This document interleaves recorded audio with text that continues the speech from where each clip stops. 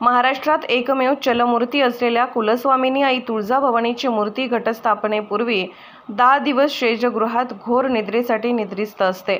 आज पहाटे 2 वाजता भोपे पुजाऱ्यांनी भवानी मातेची घोर निद्रा संपल्याने ही मूर्ती शय्यागृहातून पुन्हा सिंहासनावर प्रतिष्ठापना करत अभिषेक महापूजा केली। दुपारी मंदिर संस्थानचे अध्यक्ष तथा जिल्हाधिकारी डॉ. सचिन ओंबासे यांच्या हस्ते सपत्नीक विधिवत पूजा करून घटस्थापना होऊन शारदीय नवरात्रोत्सवास प्रारंभ होणार आहे। नवरात्रोत्सवात आई तुळजाभवानीच्या दर्शनासाठी लाखो भाविक राज्यासह परराज्यातून येत असतात। भाविकांच्या सोयीसाठी प्रशासनाने जय्यत तयारी केली आहे।